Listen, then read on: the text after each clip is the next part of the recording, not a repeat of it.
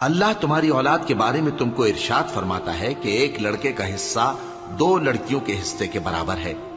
اور اگر اولاد میت صرف لڑکیاں ہی ہوں یعنی 2 یا 2 سے زیادہ تو کل ترکے میں ان کا 2/3 ہے، اور اگر صرف ایک لڑکی ہو تو اس کا نصف ہے، اور میت کے ماں باپ کا یعنی دونوں میں سے ہر ایک کا ترکے میں 6واں حصہ ہے، بشرطے کہ میت کی اولاد ہو، اور اگر اولاد نہ ہو اور صرف ماں باپ ہی اس کے وارث ہوں تو 1/3 ماں کا حصہ ہے، اور اگر میت کے بھائی بھی ہوں تو ماں کا 6واں حصہ ہوگا۔ اور یہ تقسیم ترکہ میت کی وصیت کی تعمیل کے بعد جو اس نے کی ہو یا قرض کے ادا ہونے کے بعد جو اس کے ذمے ہو عمل میں آئے گی۔ تم کو معلوم نہیں کہ تمہارے باپ دادوں اور بیٹوں اور پوتوں میں سے فائدے کے لحاظ سے کون تم سے زیادہ قریب ہے۔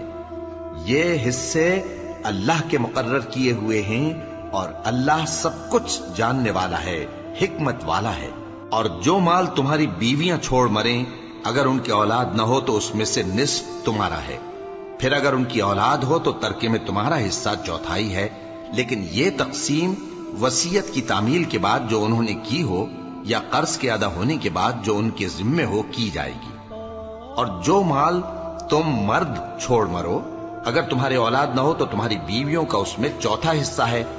پھر اگر تمہاری اولاد ہو تو ان کا 8واں حصہ ہے۔ یہ حصے تمہاری وصیت کی تعمیل کے بعد جو تم نے کی ہو اور ادائے قرض کے بعد تقسیم کیے جائیں گے۔ اور اگر ایسے مرد یا عورت کی میراث ہو جس کے نہ باپ ہو نہ بیٹا مگر اس کے بھائی یا بہن ہو تو ان میں سے ہر ایک کا 6واں حصہ ہے، اور اگر ایک سے زیادہ ہوں تو سب 1/3 میں شریک ہوں گے۔ یہ حصے بھی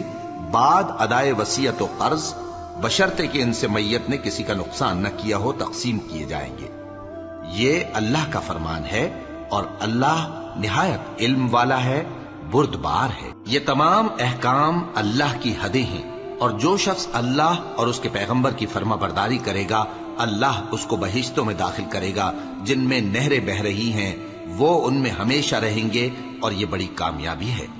اور جو اللہ اور اس کے رسول کی نافرمانی کرے گا اور اس کی حدوں سے نکل جائے گا اس کو اللہ دوزخ میں ڈالے گا جہاں وہ ہمیشہ رہے گا، اور اس کو ذلت کا عذاب ہوگا۔